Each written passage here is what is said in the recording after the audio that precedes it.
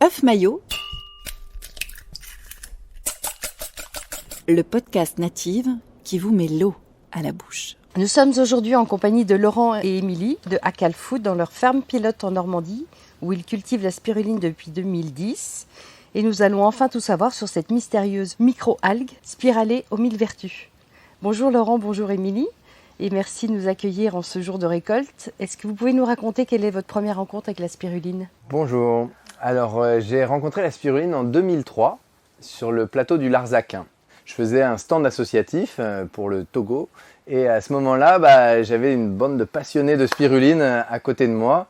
Je pratiquais déjà le yoga depuis quelques années et j'avais arrêté de manger de la viande. Donc j'étais à la recherche de toute forme de protéines ou qui pouvait aussi être un ingrédient pour m'apporter la bonne santé. Et donc ils m'ont interpellé et depuis 2003, du coup, j'ai intégré petit à petit la spiruline comme une part essentielle de ma vie. Et en particulier en 2007, quand j'ai visité une ferme de spiruline, j'ai vu que ça pouvait être cultivé en France et surtout j'ai goûté la spiruline fraîche. Et à ce moment-là, j'ai eu comme une révélation, je me suis dit j'ai envie d'avoir la spiruline fraîche à la maison. Comment faire ? Eh on ne peut pas la trouver dans les magasins, la seule solution c'était de la cultiver. Donc petit à petit, j'ai monté cette ferme en Normandie pour pouvoir avoir la spiruline fraîche à la maison et la proposer demain aussi au plus grand nombre. Tu es spirulinier en chef de l'écodomaine du Bouquetot et ingénieur spécialisé dans les énergies renouvelables. Comment ce projet de ferme spiruline s'inscrit dans ton engagement personnel et militant ? Alors en chef, plutôt que le chef, je veux plutôt être au service de la spiruline et de notre dynamique collective. Et c'est vraiment quelque chose qui me tient à cœur, que chacun soit à sa place et on puisse développer la spiruline comme un aliment et pas comme un complément alimentaire et arriver à la faire apprécier pour les effets mais aussi pour le goût et vraiment l'intégrer dans l'alimentation de bon nombre de personnes. Acal Food, qui est le nom de votre entreprise, signifie alimentation vivante en Inde ? Déjà, tu disais Acal alimentation vivante, c'est vrai qu'on a voulu traduire Acal, ça veut dire éternel en fait, qui ne meurt jamais. Et food, alimentation, donc c'est de l'alimentation qui est éternelle. Et pour nous, ça traduisait vraiment bien la spiruline, parce que si tu veux, la spiruline, elle se multiplie par similarité. Tu as un brin, puis tu en as 2, puis tu en as 4, puis tu en as 8, 16, etc. Et donc, quand tu manges un brin de spiruline, tu manges le premier brin de spiruline, parce qu'elle n'est jamais... Enfin, il y a un fil continu, en fait, qui lie toutes les spirulines entre elles, quoi. Et donc, quelque part, on remonte aux origines de la vie. Donc, pour nous, là, il y a vraiment quelque chose qui touche à l'éternel. À l'éternel. Et en plus, quand tu vois la longévité que permet la spiruline, il y a vraiment quelque chose de très particulier qui est assez unique, en fait, et qu'on a voulu nous transmettre par Acal Food. Et on a du mal à traduire en mots, si tu veux. Donc après, on explique cette histoire et les gens, après, ils l'interprètent comme ils veulent, quoi. Et donc, dans cette identité, si tu veux, nous, Acal Food vient de l'Inde, effectivement. Acal, ça vient du Gurmukhi, qui est une langue dans le nord de l'Inde, et ça vient de notre tradition de yoga. Donc, Laurent, moi et Charles, qui est le troisième cofondateur, on pratique le yoga et c'est comme ça qu'on s'est connus, avant même de manger de la spiruline ensemble. Et c'est vrai que par la suite, on a eu à cœur de monter un projet pour aussi amener les valeurs du yoga dans le monde. Parce que c'est bien beau de pratiquer sur son tapis chez soi, mais c'est vrai que ça fait fleurir des choses en soi qu'on a envie d'amener dans le monde et de pouvoir partager avec les autres. Et à travers l'alimentation, c'est vrai que quand tu touches à l'alimentation, tu touches au cœur des êtres en fait, parce que tout ce qu'on mange, ça nous construit chaque jour quelque part. Et donc, on a une approche au niveau de la culture de spiruline qui est complètement nourrie du yoga. Et donc, on amène aussi le yoga dans la culture de spiruline et on l'a traduit par le terme permaculture sensible, assez récemment d'ailleurs. Parce que permaculture, c'est vrai que le projet est permacole en soi. On essaye de se rapprocher des écosystèmes natifs de la spiruline, ceux qui sont les lacs naturels.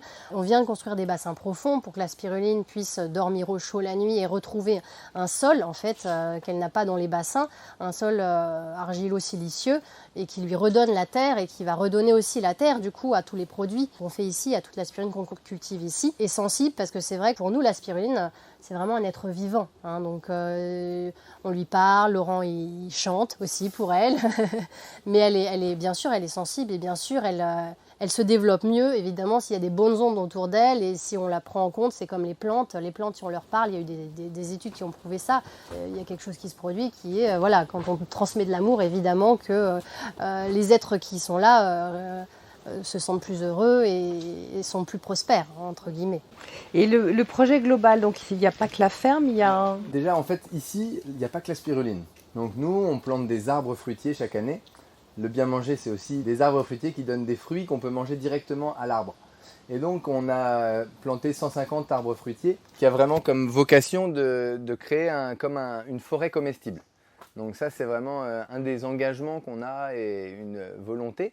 Avec la spiruline qui peut nous faire vivre aujourd'hui, mais les arbres fruitiers, il faut de la patience, donc ils donneront des fruits dans quelques années. Maintenant, ça commence à nous donner des bons petits fruits. Et pas que des pommes. Voilà, non, on n'a pas planté que des pommes. On a même une sorte de manguier qui peut pousser par chez nous et qui vient des Amérindiens, qui s'appelle l'aziminier, pawpaw. Donc voilà, c'est une passion de la spiruline, mais aussi des arbres fruitiers. Et sur l'écodomaine, il y a aussi d'autres activités. En fait, il a été construit et un petit peu commencé comme un écosystème. Donc, il est pensé comme un écosystème. Entre les activités, il y a des liens. Donc, par exemple, le caviar de spiruline fraîche, il est fait avec les oignons, les échalotes, l'ail que Rémi, notre maraîcher, fait pousser ici en permaculture. Il y a de la lombriculture, donc on utilise ce fertilisant pour nos arbres fruitiers. Il y a les gîtes dans les cabanes dans les arbres, donc les gens qui viennent dormir, ils peuvent venir voir la spiruline, et ainsi de suite. Donc, il y a des ruches, je crois aussi. Il y a des ruches, donc on a aussi des ruches, et il y a un projet de fleurs coupées aussi. Donc voilà, tout ça c'est pour aussi apporter du bon, du beau et de la cohérence sur un lieu qui est à la fois magnifique parce que c'est une ferme du 16e, 17e siècle et il y a 68 hectares avec des sources donc, qui sont préservées et mises en valeur grâce à des activités qui ont du sens.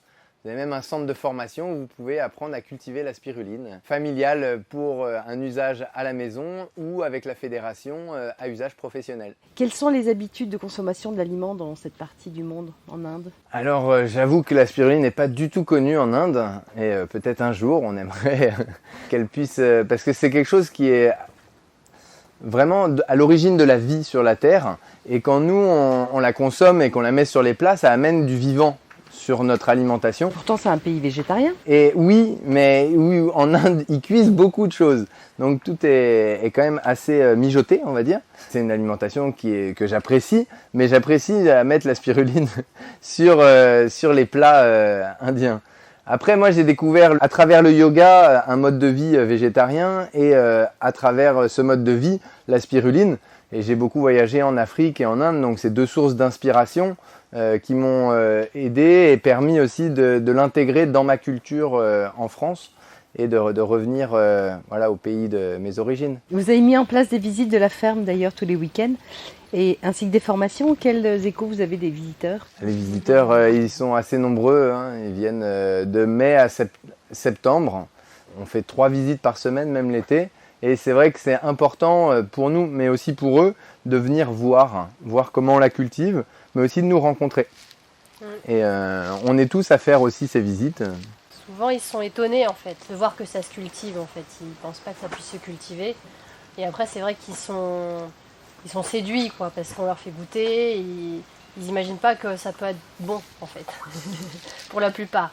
Tous ont l'image de la spiruline qui a mauvais goût à cause de la spiruline industrielle. Et quand ils voient que ça peut être produit localement et que ça a un goût très doux, en fait, qui peut être mélangé à l'alimentation quotidienne, c'est vrai qu'ils tentent l'expérience, vraiment. La plupart des gens, vraiment, se lancent, quoi, essayent. Voilà. Et dans tous les retours que vous avez pu avoir, quel est le plus spectaculaire ou celui qui vous a le plus étonné ? Moi, je me souviens d'un monsieur qui était venu visiter la ferme avec sa femme. Et c'est sa femme qui avait vraiment accroché. C'est beaucoup les femmes qui accrochent avec la spiruline. Souvent, 75-80%, c'est des femmes. Et il en avait pris aussi, quoi. Elle avait vraiment accroché. Elle avait pris 3 paquets pour faire la cure de 3 mois. Et lui, il avait essayé tout ça. Et en fait, au bout de 10 jours, il avait une maladie qui s'appelle l'algoneurodystrophie. Il avait des tremblements au niveau des mains. Au bout de quelques jours, il n'avait plus de tremblements du tout. Et il était revenu nous voir en nous disant mais c'est incroyable parce que j'ai rien changé à part l'aspiruline que je mange et mon symptôme s'est complètement arrêté en fait. Donc nous parfois on est un peu scotché en fait de voir même les effets qu'a la spiruline parce qu'on ne peut pas les imaginer en fait. Donc nous on la conseille parce que c'est, avec tous les nutriments et la vibration qu'elle a, forcément elle amène beaucoup de vitalité aux personnes, mais on ne peut pas imaginer en fait ce que ça peut faire aux personnes de la consommer réellement. On a lu que la spiruline était connue pour ses vertus amincissantes. Un faux ou un tox? Ça dépend comment on la prend. Disons que c'est vrai qu'aux États-Unis ils l'ont conseillé comme ça dans les années 80 au tout début de la spiruline. Elle est tellement riche en protéines en fait, à 60 à 70% de sa composition, que en fait quand on la prend avant le repas, une demi-heure avant, elle va avoir un effet coupe-faim en fait. Donc elle va donner l'effet de satiété. Donc c'est sûr qu'on va moins manger si on a moins faim. Voilà, c'est un peu ça l'idée quoi. Donc nous c'est vrai qu'on la conseille pour les personnes qui souhaitent perdre du poids, à manger avant le repas, à chaque repas avant le repas, et ça permet en fait de réduire petit à petit les quantités de nourriture en fait tout simplement. Et on peut la donner aussi aux enfants? C'est même le mieux. Eux, ils ont beaucoup moins de blocage. Souvent, quand ils ont moins de 7 ans, jusqu'à 5 à 7 ans, ils sentent ce qui est bon pour eux. Et du coup, ils la mangent. C'est même nous, notre fille qui a 18 mois, elle mange les légumes si on met la spiruline. Sinon, elle ne veut pas en entendre parler. Je l'ai vu. Et les animaux? Les animaux, nos chats, ils adorent aussi. Les chevaux adorent, les chiens. C'est bon pour le système immunitaire des humains, mais souvent les animaux sont encore plus sensibles. C'est quoi les effets sur les animaux, les On sait que pour les tendinites, notamment pour les chevaux, les chevaux de course, donc on a pas mal de clients qui ont des chevaux dans le coin, la Normandie, et qui du coup prennent la spiruline pour leurs chevaux. Pour l'inflammation. C'est ça, ouais. Et puis pour la récupération en fait, quoi. C'est vraiment quelque chose qui aide le sport en général. Donc si l'humain ou l'animal fait de l'effort, ça va vraiment aider à réparer. Il y a beaucoup de chlorophylle, donc ça cicatrise, ça répare les micro-lésions. Le bêta-carotène aussi évite les micro-déchirures. Antioxydant, voilà, donc. Pensez-vous que la spiruline devrait être plus médiatisée pour être plus connue du plus grand public? Ça commence déjà à l'être pas mal. Il y a... quand on a commencé, c'était pas ça. On demandait, vous connaissez la spiruline? Les gens ils disaient, ah moi l'aspirine je connais bien, hein. Mais personne connaissait la spiruline. Aujourd'hui on voit que ça passe au JT de TF1, on se dit, ah d'accord, oui, ça a pris une autre dimension. Et les journalistes ont quand même vu qu'il y avait un engouement et du coup, voilà, forcément ils veulent relayer ça. Après, forcément, avec toute médiatisation, on va pour, et puis après, un an après, on va dire « Ah bah non, mais en fait, la spiruline, c'est pas aussi bien que ce qu'on pensait », et ainsi de suite, parce que aujourd'hui, nos médias vibrent avec du phénoménal, de l'événementiel, donc ils vont jouer sur ces deux tableaux, et donc on a souvent une communication positive, et parfois « Non mais attendez, la spiruline n'est peut-être pas ce qu'on pensait ». Au final, nous, c'est plus le bouche à oreille et l'expérience qui est vécue qui va véhiculer petit à petit une image qui soit vraiment enracinée dans du vécu, quoi. Et pour nous, c'est plus important, même si les médias aident à crédibiliser la spiruline. Qu'en est-il de la production en France? Est-ce qu'il y a beaucoup de fermes et dans quelle région? Alors, ça a commencé il y a maintenant 20 ans. Et il n'y avait que quelques fermes. Moi, quand j'ai commencé, il y avait une douzaine de fermes. Et c'était en 2008. Aujourd'hui, on est plus de 200 producteurs. On a créé une fédération des spiruliniers de France qui essaie de se serrer les coudes et d'avancer ensemble parce qu'on est plein de petits et l'idée, c'est de faire avancer toute la profession. On a lu que certains producteurs de spiruline non respectueux des pratiques d'agroculture, notamment en Chine et en Inde, transitent par l'Allemagne pour obtenir la certification bio sur des produits non bio. Et comment on peut éviter ça et comment on peut les identifier? Alors je ne pense pas qu'ils obtiennent une certification bio pour un produit non bio. Il faut dire quand même les choses. Par contre, c'est un produit qui est fait loin, ça c'est une certitude et c'est pas vraiment cohérent avec le côté écologique si on peut le produire localement. Ça c'est une vérité. Et le problème c'est que de transiter par un pays pour fabriquer souvent des gélules ou des comprimés, on en perd la traçabilité.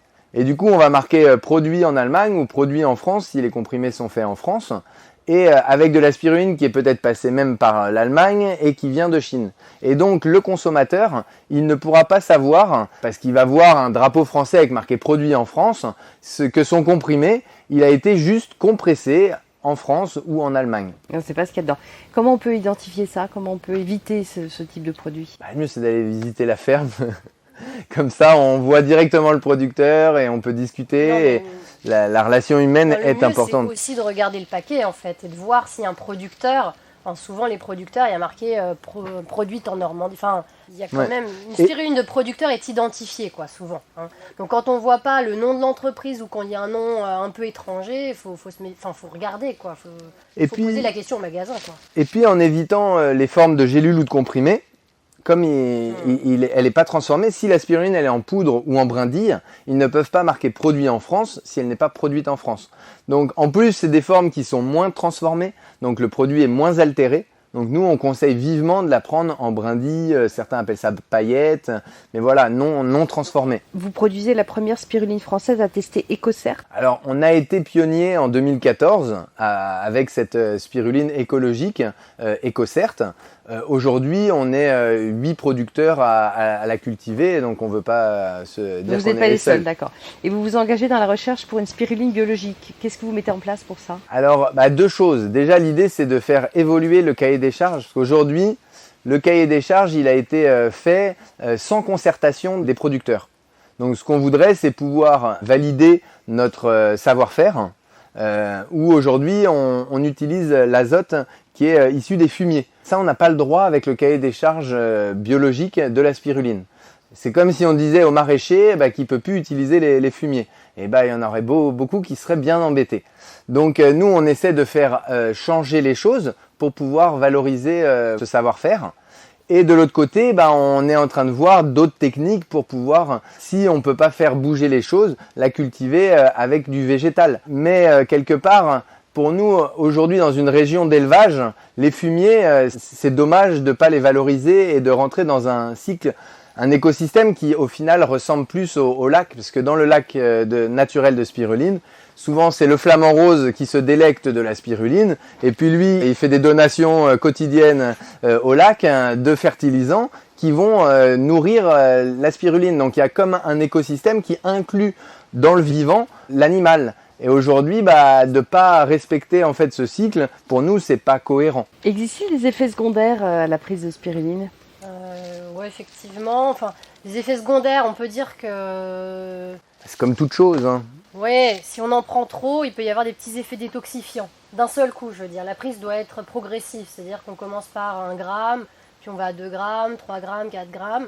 Et Une sinon, demi-cuillère à café, voilà. ça fait petit Ça fait à petit 1,5 grammes. Ouais. 1 à 2 cuillères à café, Sinon, mais on peut petit à avoir petit. des petits effets détoxinants. Nous, on a eu des personnes qui nous ont dit qu'ils avaient eu des petits boutons, des petites bouffées de chaleur, ils vont plus à la selle. Enfin voilà, c'est un effet détoxinant sur le système au global, mais ça veut dire qu'elle fonctionne aussi. Ça veut dire qu'elle va venir travailler sur les endroits, voilà, sur le système. Ouais. Est-ce qu'il y a des contre-indications?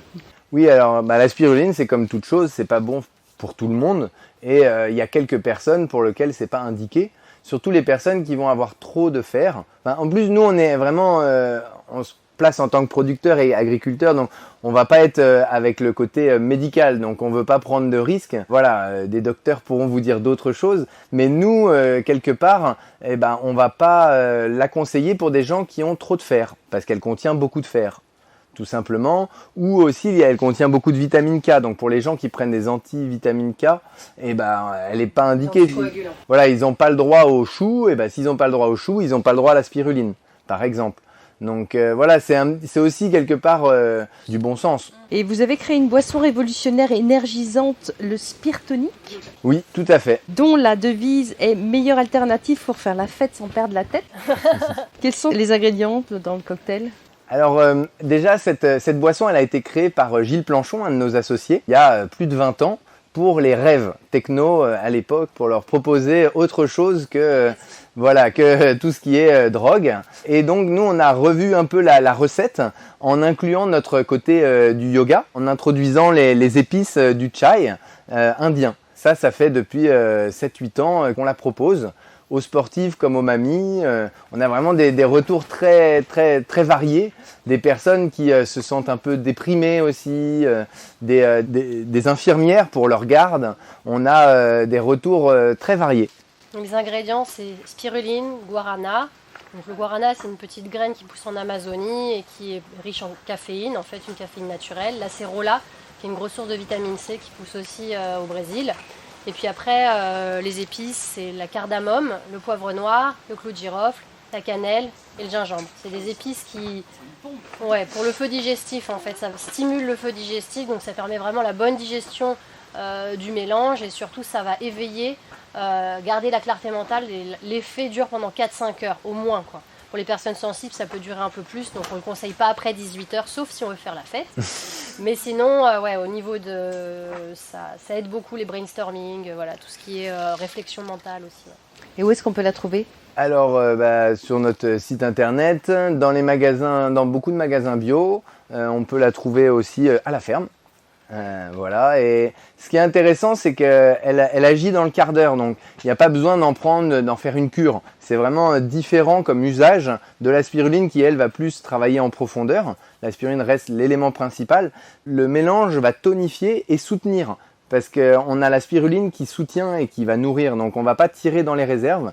Donc à utiliser quand même pas tous les jours, mais comme joker, c'est idéal. C'est un coup de boost. Ouais, carrément. C'est ça. Et donc les produits sont distribués en magasin bio. À Ouais, on a environ 200 magasins bio aujourd'hui qui nous distribuent. Voilà, toute France. Et sur le site sur le site internet. En vente en ligne. En vente en ligne, c'est tout préparé ici et ça part d'ici. Voilà. Quel est votre prochain rêve? La question... Un bébé, non? C'est fait. Un deuxième bébé? Non, avoir une maison aussi. Maintenant, on vit sur le terrain depuis quelques années, ça fait une dizaine d'années. Ce serait d'avoir une maison où on puisse aussi souffler, nous, un petit peu, et pouvoir épanouir la famille. Et puis se donner un petit peu plus de temps pour enseigner le yoga. Le yoga de la spiruline, pourquoi pas. Vous l'enseignez ici? Oui. On l'enseigne ici. Ouais, chaque semaine. Bon, un petit rêve aussi quand même, je voulais partager, c'est que la spiruline fraîche soit connue du grand public, reconnue si elle a besoin, mais surtout qu'elle puisse trouver sa place auprès des consommateurs et que la spiruline arrête d'avoir ce côté complément alimentaire. Et moi personnellement, j'ai commencé toute cette aventure pour développer la spiruline fraîche. Et ça fait 10 ans et aujourd'hui, c'est encore... voilà, cet été, on a proposé le petit caviar de spiruline fraîche sur le marché. Mais c'est quelque chose qu'on veut vraiment amener à être plus connu. Donc voilà. Faire partie de l'alimentation au quotidien. C'est ça. On vous le souhaite. Merci